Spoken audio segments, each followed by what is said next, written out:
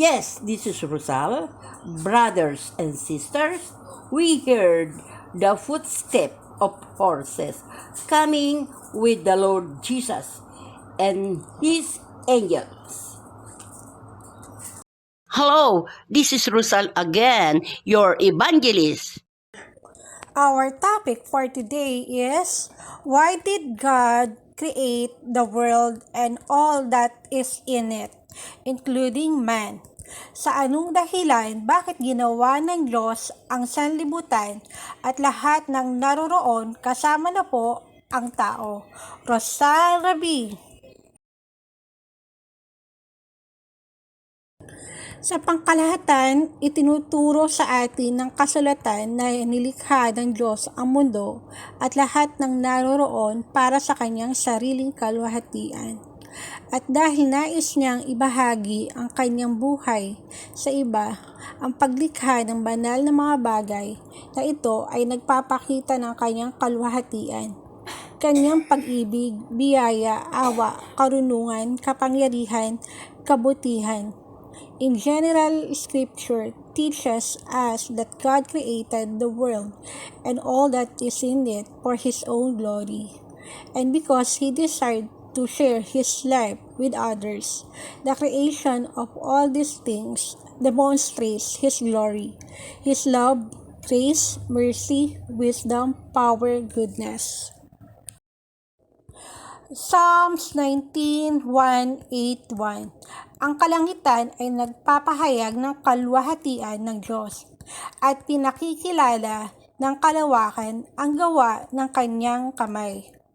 O Panginoon, aming Panginoon, pagkarilag ng iyong pangalan sa buong lupa na siyang naglalagay ng inyong kalwahatian sa mga langit. The heavens declare the glory of God, and the firmament showed His handiwork. O Lord, our Lord, how excellent is Thy name in all the earth, who has set Thy glory above the heavens. Psalms 56:89-5. At ipahahayag ng langit ang kanyang katuwiran, sapagkat ang Diyos ay siyang hukom, Selah. At pupurihin ng langit ang iyong mga kababalaghan, o Panginoon, ang pagtatapat mo naman sa kapulungan ng mga banal. And the heavens shall declare His righteousness, for God is judge Himself, Selah. And the heavens shall praise Thy wonders, O Lord, Thy faithfulness, also in the congregation of the saints. The only one with God were His angels. Dito po ay ang mga kasama lang ng Panginoon Diyos ay mga kanyang mga angheles. Kaya naisipan niyang gumawa ng mundo, kasama bagay-bagay sa nasa loob noon at ang tao. Ang purpose niya ay gagawa siya ng mga taong makakasama niya habang walang hanggan buhay na mga pipiliin, mga banal na mga tao. The only ones who were with God were His angels. He created the world with the things that were inside and the man. He will make yours with Him while eternal life selects holy people. He is an organized God. Ang ating Panginoon Diyos ay Espiritu. Kaya nga, ipinanganak niya si Kristo na Espiritu din. Matapos kumuha siya na muli ng Espiritu sa kanya din at naging 3 persona sila. Diyos Ama, Diyos Anak, si Kristo at Diyos Espiritu Santo.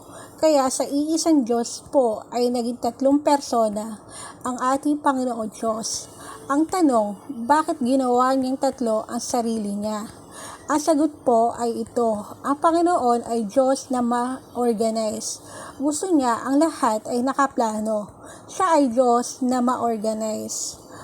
Our Lord God is a Spirit, so He gave birth to Christ. The Spirit, after He took the Spirit from Himself, again, and they become 3 persons, God the Father, God the Son, of Christ, and God the Holy Spirit. So in one God, our Lord God became 3 persons. The question is, why he made three himself? The answer is this: the Lord is God to be organized. He wants everything to be planned. He is God to be organized. John 3:16 says that He sent His Son to save many. 1:3:16 Sapagkat gayon na lamang ang pagsinta ng Diyos sa sanlibutan, na ibinigay niya ang kanyang bugtong na anak upang ang sino mang sa kanya'y sumampalataya ay huwag mapahamak, kundi magkaroon ng buhay na walang hanggan. John 3:16 For God so loved the world that He gave His only begotten Son, that whosoever believe in Him should not perish, but have everlasting life. Paliwanag, ang sabi sa 1:3:16 ay sino man sumampalataya sa Panginoong Hesukristo ay may buhay na walang hanggan. At sinabi din ng Panginoong Hesukristo sa 1:15-14 ay kung minamahal nyo ako ay susundin nyo mga utos ko. Explanation, John 3:16 says, Whoever believes in the Lord Jesus Christ has eternal life. And the Lord Jesus Christ also said in John 15:14, If ye love me, keep my commandments. Together, faith and obedience. Naligtas na po tayo ng dugo ng Panginoong Hesukristo lamang period. Pero sumusunod po tayo sa mga utos niya sa pagpapakita na mahal po natin Panginoong Hesukristo. Kaya ang pananampalataya at pagsunod ay nagkasama. Isang bagay na kasamang kahanga-hanga. We have been saved by the blood of the Lord Jesus Christ only, period. We obey His commands to show that we love Him. So faith and obedience come together, something that is amazing. Faith and obedience always be together. Kaya dapat po tayong sumampalataya na ang Panginoong Hesukristo ang ating tagapagligtas. At dahil doon, masaya po tayong sumusunod sa mga utos niya. Dahil mahal po natin siya. Tiyak na tiyak po na tayo ay kukunin ng mga angheles ng Panginoong Hesukristo at dadalhin sa langit. Amen. We must believe that the Lord Jesus Christ is our Savior, and that is why we are happy to obey His commandments, because we love Him. We are sure to be taken by the angels of the Lord Jesus Christ, then we are taken to heaven. Amen. Thanks. Watch, subscribe, like, and share too. From Angels Message in Rizal Rabi.